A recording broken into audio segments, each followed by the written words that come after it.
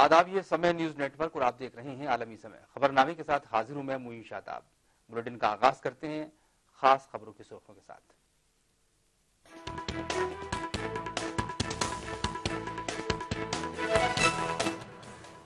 दिल्ली में बीजेपी कर रही है सरकार बनाने की कोशिश। केजरीवाल ने लेफ्टिनेंट गवर्नर की मंशा पर उठाए सवाल। बीजेपी का केजरीवाल पर जवाबी हमला।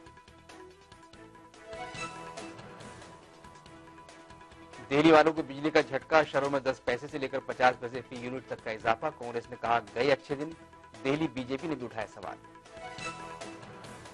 हाफिज सईद से मुलाकात को लेकर वैदिक से पूछताछ कर सकती है एनआईए। मुंबई हमले से मुताल्लिक हुई बातचीत पर भी पूछताछ मुमकिन। इस्राएली बमबारी के खिलाफ हिंदुस्तान में मुजाहिरों का सिलसिला जारी। अपोजिशन के हंगामे के बीच राज्यसभा में चेयरमैन ने खारिज किया गजा पर बहस न कराने का सरकार का मुतालबा। और अफगानिस्तान की राजधानी काबुल के हवाई अड्डे पर तालिबान का हमला। 4 घंटे तक चली कार्रवाई में चारों हमलावर हलाक।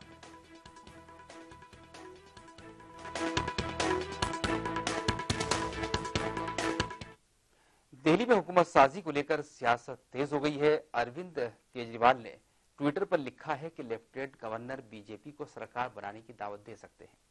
उन्होंने ये भी लिखा है कि क्या एलजी बीजेपी को मना करने की जसारत नहीं कर सकते। केजरीवाल ने यह भी लिखा है कि उन्होंने और आम आदमी पार्टी के अरकान असेंबली ने एलजी से मिलने का वक्त मांगा है। हालांकि केजरीवाल को एलजी के जवाब का इंतजार है। उधर एलजी ने कहा है कि उनसे मुलाकात के लिए कोई वक्त नहीं मांगा गया है।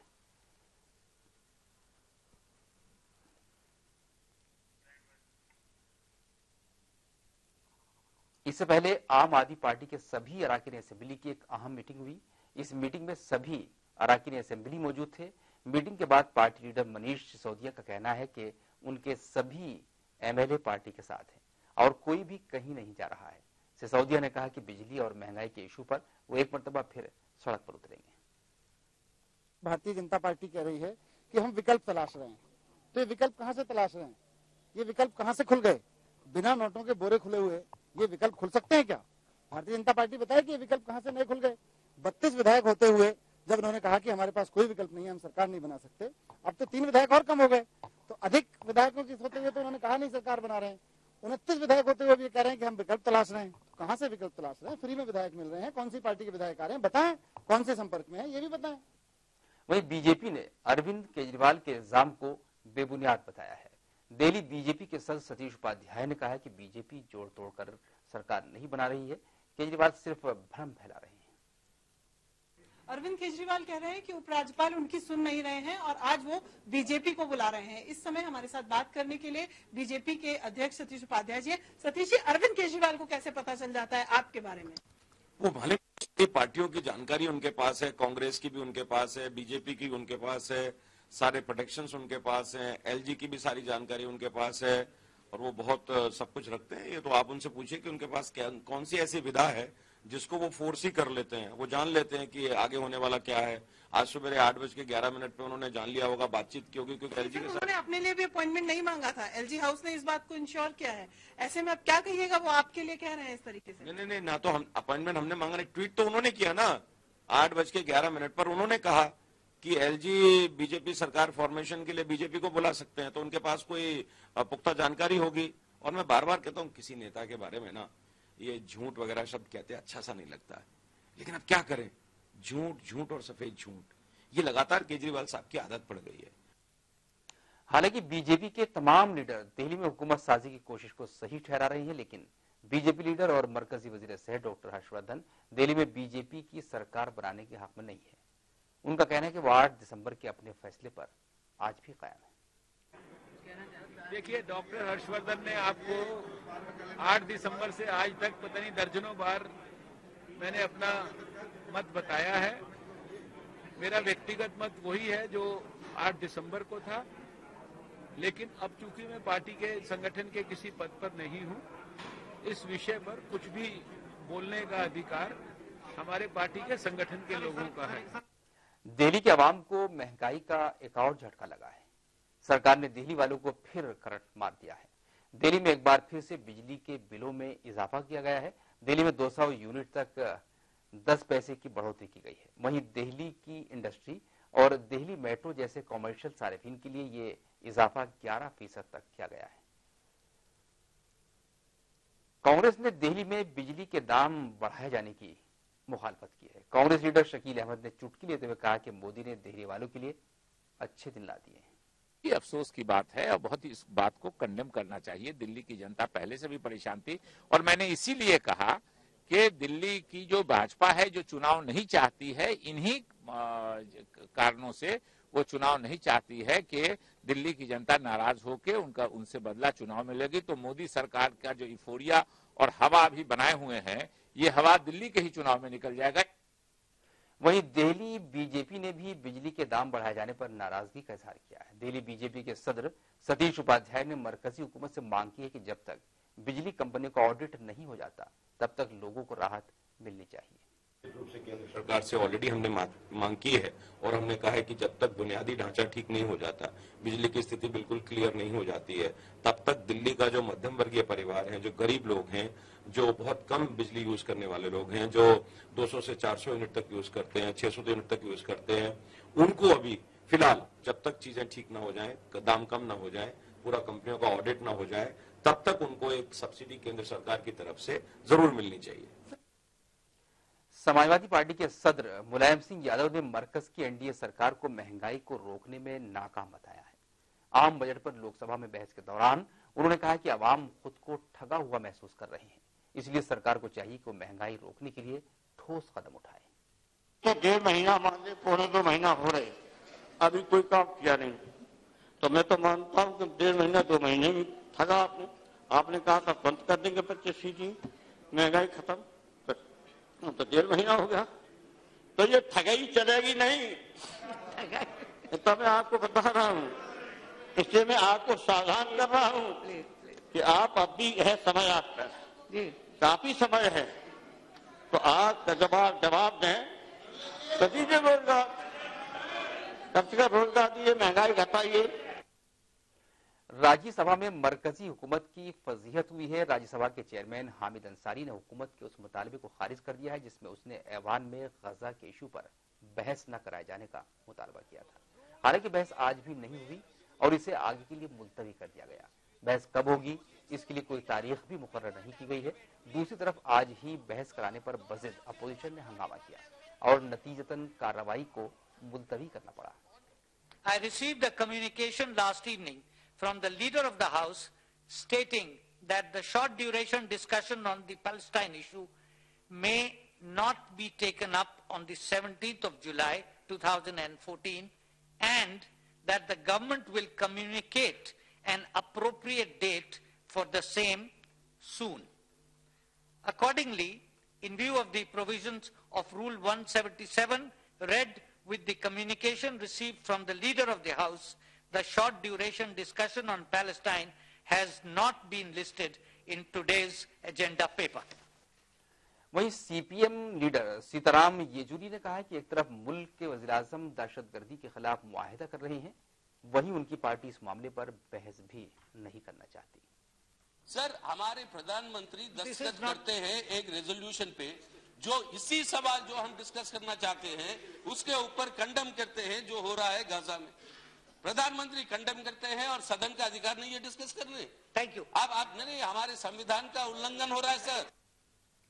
जेडीयू लीडर शरद यादव ने कहा कि ये अदम तशद्दुद की रिवायत वाला मुल्क है और अगर गजा मामले पर बहस नहीं की गई तो तारीख मुआफ नहीं करेगी। वेस्ट एशिया हमारे मतलब हर तरह के हितों के साथ जुड़ा हुआ है, हमारे देश की भावनाओं के साथ भी जुड़ा हुआ है। ये जो टलेगा, मान लीजिए मेरी बात को कि आप सहित इस सदन के सारे लोगों को इस मामले नहीं आता तो मैं सोचता हूं बहुत अच्छा था, लेकिन 2 दिन से ये मामला खड़ा हो गया।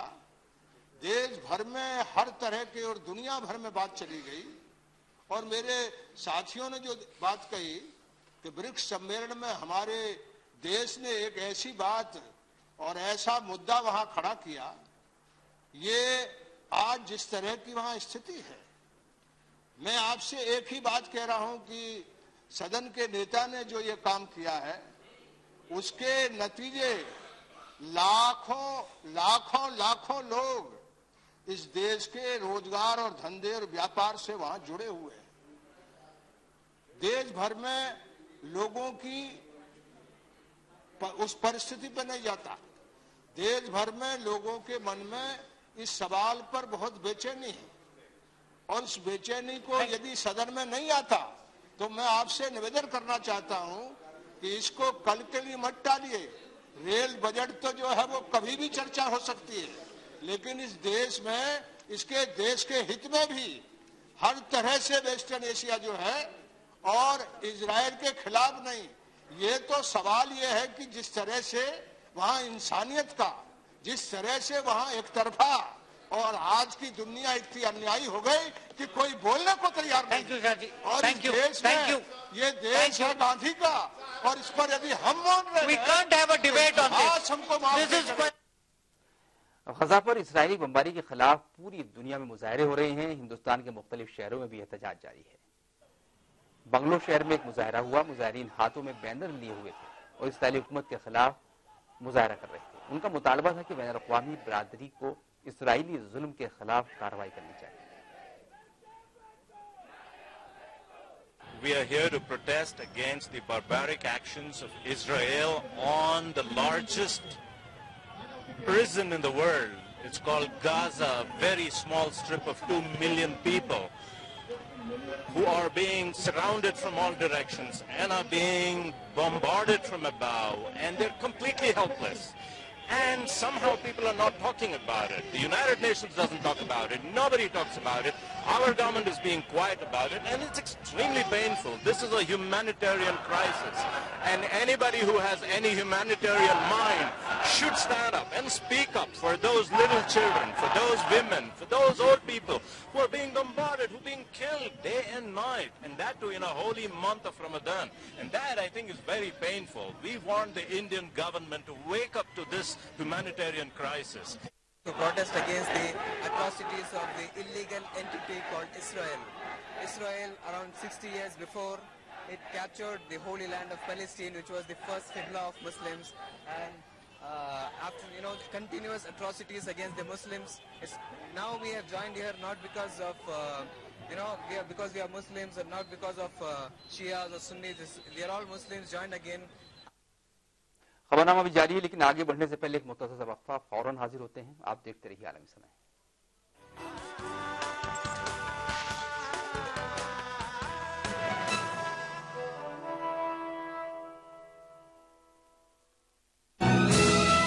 धीरू भाई अंबानी ने कहा था, बड़ा सोचिए, तेजी से सोचिए और दूर की सोचिए।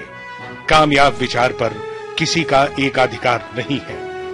धीरू भाई अंबानी की इसी सोच को हकीकत में बदलने वाले बिहार के उद्यमियों को सम्मानित करेगा देश का सबसे बड़ा रीजनल एमएसएमई अवार्ड 31 जुलाई को पटना में। समय उद्यमी Bihar 2014 presented by Technoculture building solution. अब आपके घर का सपना भी हो सकता है साकार। है ना अपना Vastu Vihar. Powered by Gujarat Gromed. Gujarat Gromed, a brand leader product. Gromid add vitamin baby oil and soap. Associate sponsor Dr. Zakir Hussain Institution and IIBM Patna. Padho vocational, bano professional. Supported by NSIC. Industry partner BSE SME. Print partner Rashtriya Sahara. International telecast partner Almi Samay. A Media 100 initiative.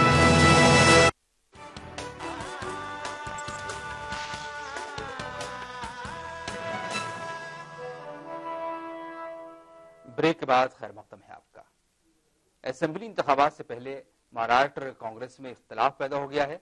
नाराज वजीर सनत नारायण राणे इस्तीफा देंगे। बताया जा रहा है कि वो रियासत के वजीर आला पृथ्वीराज चौहान के तरीके कार से मुतमईन नहीं है और वो पीर को इस्तीफा दे देंगे।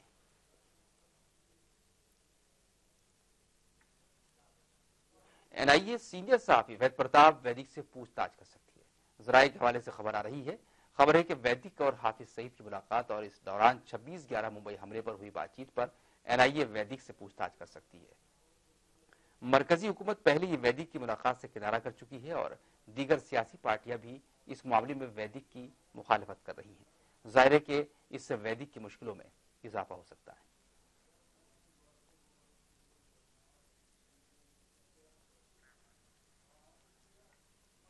उधर विवेकानंद इंटरनेशनल फाउंडेशन ने सहाफी वेद प्रताप वैदी से किसी भी तरह के ताल्लुक से इनकार किया है।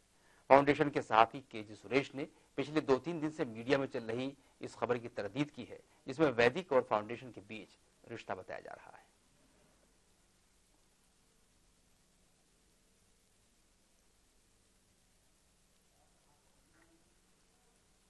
मोहम्मद अली जौहर यूनिवर्सिटी को अक़लियती दर्जा मिलने का रास्ता साफ हो गया है। लंबे वक्त से इल्तवा में पड़े यूनिवर्सिटी तरमीमी बिल 2005 को यूपी के कारगुजार गवर्नर अजीज कुरैशी ने मंजूरी दे दी है। इस मामले पर सवालों के जवाब में उन्होंने कहा कि जो सही होगा उसे रोका नहीं जा सकता। पूरी फाइल देखी, एडवोकेट लीगल एडवाइजर का ओपिनियन लिया, एडवोकेट जनरल की राय मौजूद है, रिकॉर्ड है पूरा उसका। मैंने खुद बुलाया है स्टेट का जो एडवोकेट जनरल जो होता है, सबसे जो मोतबर अथॉरिटी होती है वो होती है हमारे में, उसको बुलाया, उनसे बात की। उन्होंने चर्चा के बाद उनका नहीं साहब कोई हर्ज नहीं, जाती हो रही है।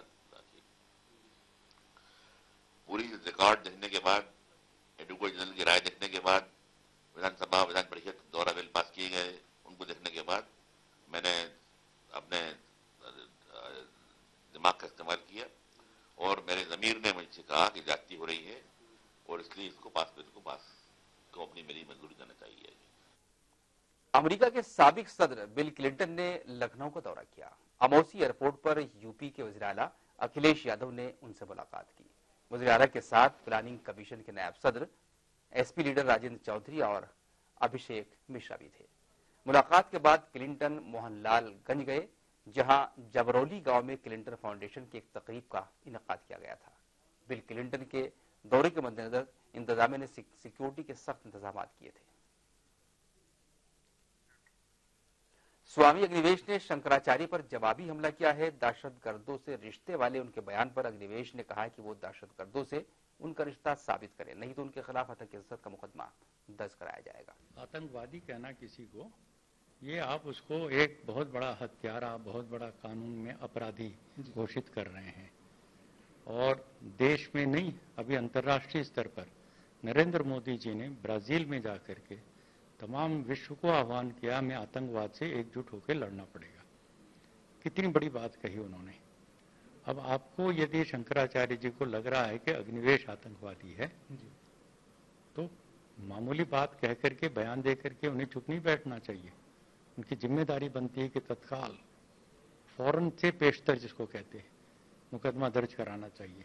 सरकारों को सावधान करना चाहिए। ये आदमी खुला घूम रहा है, ये आतंकवादी है, आतंकवादियों से मिला हुआ है, बहुत बड़ा खतरा कर सकता है, इसको गिरफ्तार करो, इस पर मुकदमा चलाओ, हो सके तो फांसी दो, इस पर सबूत हो तो ये सब सबूत दे करके उनको मदद करनी चाहिए, समाज की रक्षा करनी चाहिए। यदि वो ऐसा नहीं कर रहे हैं और नहीं करेंगे अगले 10 घंटे, तो इसका साफ मतलब होगा उनके पास कोई सबूत नहीं है, मुंह से निकल गया, चलो मैं उसको भी मान सकता हूं, उसके लिए माफी मांगे, लिख करके कहें स्वामी जी मैं आवेश में आकर के कुछ ऐसी बातें कह गया जो मेरे मंशा नहीं थी, वो भी बात खत्म हो सकती है। दोनों काम नहीं कर सकते तो इसका सीधा मतलब होगा कि मैं, मेरे साथी उनको कानून के रास्ते पर लाएंगे, अदालत में जाएंगे और उनसे तो पूछेंगे कि आपने इतना बड़ा आरोप, भयंकरतम आरोप जो हो सकता है किसी व्यक्ति के प्रति, वो आपने कैसे लगा दिया। इससे पहले छत्तीसगढ़ के कवर्धा में शंकराचार्य स्वरूपानंद सरस्वती ने कहा कि स्वामी अग्निवेश दहशतगर्दों से मिले हुए हैं। अग्निवेश को कहा कि वो आतंकवादियों से मिला हुआ, आतंकवादियों का आदमी है, स्पष्ट करें किस तरह मिला। हम और ज्यादा इसमें तो कर नहीं पड़ते, आपके मुख्यमंत्री उसको क्यों नहीं मिले? लेकिन मुख्यमंत्री पहले उनके साथ मन साझा करते, अभी तो नहीं मिले। यही मुख्यमंत्री कुछ दिनों पहले, लगभग 3 साल पहले उनके साथ एक अभी तो नहीं मिले। अब मुख्यमंत्री का अंदर परिवर्तन हो गया हो तो अलग बात है। तो इसी तरह से हमारे लगता परिवर्तन हो गया। बॉलीवुड अदाकारा प्रियंका चोपड़ा बनारसी साड़ी की नई पहचान बनने जा रही हैं। प्रियंका चोपड़ा बनारसी साड़ी के ब्रांड एम्बेसडर होंगी। बनारस की साड़ी और हथकरघा सनत को फरोग देने के लिए वजारत बराए टेक्सटाइल ने प्रियंका से मुआहदा किया है। जल्दी बनारसी साड़ी में मलबूस देसी गर्ल के होर्डिंग देखे जा सकेंगे। मुल्क के मुख्तलिफ एयरपोर्ट, रेलवे स्टेशन, अहम तफरीही मराकज पर प्रियंका चोपड़ा की होर्डिंग देखे जा सकेगी। ये जानकारी बनारस के 2 रोजा दौरे पर आए वजारत बराए टेक्सटाइल के सेक्रेटरी ने दी। अब प्रियंका के साथ बनारसी साड़ी को आलमी सतह पर नई शिनाख्त देने की कोशिश की जा रही है।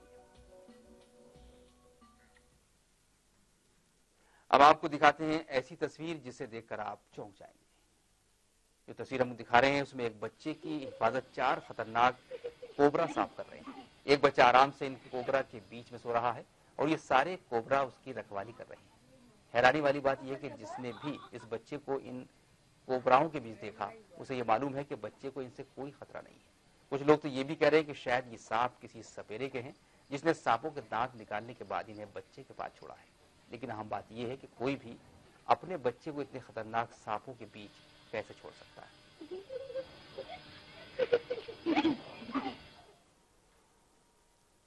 ब्रेक का वक्त है, जल्द हाजिर होते हैं।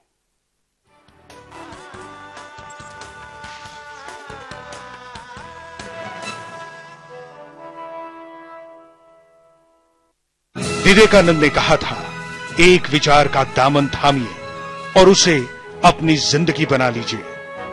विवेकानंद की इसी सोच को हकीकत में बदलने वाले बिहार के उद्यमियों को सम्मानित करेगा देश का सबसे बड़ा रीजनल एमएसएमई अवार्ड 31 जुलाई को पटना में। समय उद्यमी Bihar 2014 presented by Technoculture building solution. अब आपके घर का सपना भी हो सकता है साकार। है ना अपना Vastu Vihar. Powered by Gujarat Gromed. Gujarat Gromid, a brand leader product. Gromid add vitamin baby oil and soap. Associate sponsor, Dr. Zakir Hussain Institution and IIBM Patna. Padho Vocational, Bano Professional. Supported by NSIC.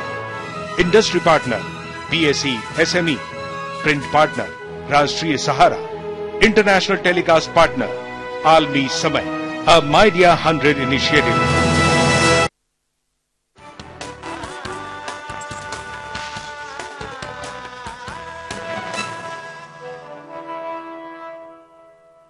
Break के बाद इस्तकबाल है आपका।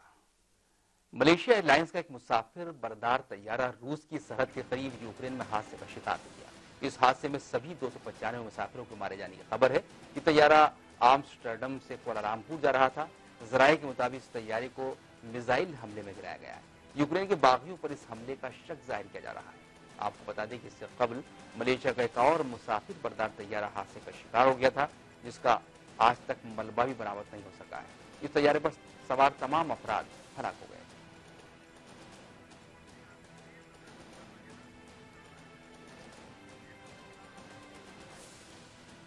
आपको फिर बता दें, Malaysia airlines का एक मुसाफिर बरदार तैयारा रूस की सरहद के करीब यूक्रेन में हादसे का शिकार हुआ है।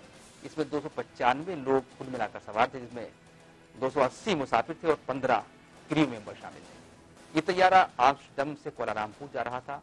जराये के मुताबिक इस तैयारे को मिसाइल हमले में गिराया गया है। यूक्रेन के बागियों पर इस हमले का शक जाहिर किया जा रहा है। और इस हादसे से मुतालिक हिंदुस्तानी दिफाई एक्सपर्ट जनरल प्रफुल्ल बख्शी का क्या कहना है, आइए सुनते हैं। Well, this crash of Malaysian airline, very unfortunate. 295 passengers. It's absolutely unfortunate. Now I am quite surprised to start with. I'm quite exasperated that we are in this modern era. The airliners, the countries, they all know what the modern warfare is. It is a terrible conflict going on between Ukraine and the rebels. All the modern weapons of Russian origin are being used. Surface-to-air missiles, the high-range and a long-range air-to-air missiles could be used.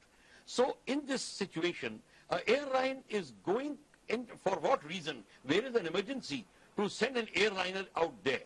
To start with, this is, I personally feel, has been a negligence on somebody's part. Afghanistan के दारुल हुकूमत काबुल में बैनुल अक़वामी हवाई अड्डे पर हमला करने वाले सभी 4 हमलावरों के मारे जाने की खबर है। वाज़ेह है कि हवाई अड्डे के शिमाल में मौजूद एक इमारत में कई हमलावर घुस गए थे और उन्होंने इमारत से हवाई अड्डे पर रॉकेट दागना शुरू कर दिए थे। बाद में अफगान और बैरूनी फौजियों ने इमारत का मुहासा करके जवाबी कार्रवाई की। 4 घंटे तक चली इस कार्रवाई में 4 हमलावर मारे गए। इस कार्रवाई के दौरान किसी फौजी या आम शहरी के हलाक होने की इत्तला नहीं है और न ही हवाई अड्डे को कोई नुकसान पहुंचा है। यह हवाई अड्डा नेटो के भी ज़ेरे इस्तेमाल है। हमले के पेश नजर काबुल एयरपोर्ट पर आने वाली परवाजों का रुख दूसरे शहरों की जानिब मोड़ दिया गया है। तालिबान ने हमले की जिम्मेदारी कबूल कर ली है। गजा पर इसराइली जारहियत जारी है। इस मरतबा उसने समंदर किनारे खेल रहे 4 बच्चों को निशाना बनाया। जाँ बहक होने वाले बच्चों की उम्र 9 से 11 साल के दरमियान है और इनमें से 3 का ताल्लुक एक ही खानदान से है। हमले का यह वीडियो मंजराम पर आ गया है। जब इसराइली फौज से इस बारे में पूछा गया तो उसका कहना था कि वो इस वाकये के हालात की तहकीकात करेंगे। इस तरह 10 रोज से जारी इसराइली हमलों में मरने वाले फलस्तीनियों की तादाद 223 हो गई है। दूसरी तरफ इजरायली वज़ीर दिफा ने कहा कि उनकी फौज हमास को दिखा देगी कि रॉकेट हमले करके हमास ने गलती की है। उधर हमास और इसराइल के बीच 5 घंटे की आरजी जंगबंदी हुई। इसका मकसद गजा के शहरियों तक इंसानी बुनियाद पर जरूरी अशिया की रसाई को यकीनी बनाना था। यह अशिया अक़वाम मुत्तहिदा के जरिए फराहम की गई थी। इस दौरान मकामी वक्त के मुताबिक सुबह 10 बजे से दोपहर 3 बजे तक किसी भी फरीक की जानिब से कोई हमला नहीं हुआ। लेकिन जैसे ही जंगबंदी की मुद्दत खत्म हुई, इसराइल ने रफा पर हमला कर दिया। जवाब में हमास ने भी इसराइल पर रॉकेट दागे। इसराइल ने यह भी कहा है कि जुमे से मिस्री तजवीज पर यकतरफा जंगबंदी का उसका कोई इरादा नहीं है। दूसरी तरफ अमेरिकी सदर बराक ओबामा का कहना है कि वो सिफारती कोशिशों से इसराइल और हमास के बीच तशद्दुद रोकने की कोशिशें करते रहेंगे। हमास और इसराइल के दरमियान 5 घंटे की आरजी जंगबंदी के बाद गजा के लोग जरूरी अशियाई खरीदारी करने काफी तादाद में बाहर निकले। सड़कों पर काफी ट्रैफिक देखने को मिला। खास बात यह थी कि गजा पर हो रही बमबारी से वहां के लोग खौफजदा नहीं थे। ज्यादातर का कहना था कि वो ऐसी कोई जंगबंदी नहीं चाहते जिससे शहीदों की कुर्बानी जाया जाए। उनका कहना था कि कोई भी जंगबंदी तभी कामयाब होगी जब इसराइल उनके मुल्क पर किया हुआ कब्जा खत्म कर देगा। आपको बता दें, गुज़श्ता 10 रोज से गजा के लोग अपने घरों में ही कैद थे क्योंकि इसराइली तैयारे 1200 से ज्यादा मकामात को निशाना बनाकर बमबारी कर चुके हैं। जंगबंदी से 2-4 इराक से हिंदुस्तानी मजदूरों का एक और ग्रुप वतन लौटा है। इन मजदूरों के मुताबिक हिंदुस्तानी वजारत खाने ने इनकी वतन वापसी में मदद की है। इंदिरा गांधी हवाई अड्डे पर मीडिया से बात करते हुए इन मजदूरों ने बताया कि इराक के हालात रोज बरोज बदतर होते जा रहे हैं। जिस कंपनी में ये मजदूर काम करते थे वहां इनका इस्तेसाल किया जा रहा था। बहुत कम तनख्वाह पर इनसे कई घंटे काम कराया जा रहा था। और आखिर में सुर्खी एक मरतबा फिर देखेंगे।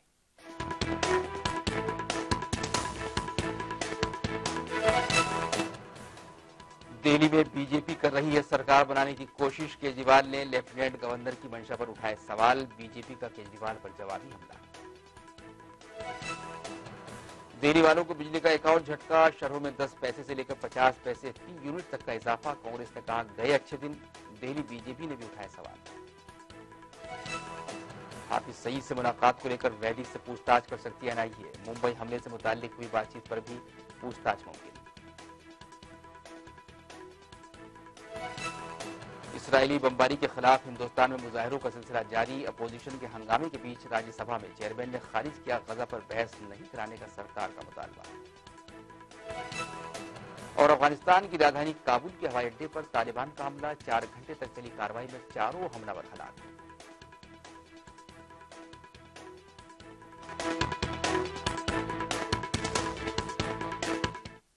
खबरनामा खत्म हो रहा है। आलमी समय आप इंटरनेट पर भी देख सकते हैं। लॉग ऑन कीजिए हमारी वेबसाइट www.7live.com। मुइन शादाब को इजाजत दीजिए, लेकिन आप देखते रहिए आलमी समय। आदाब।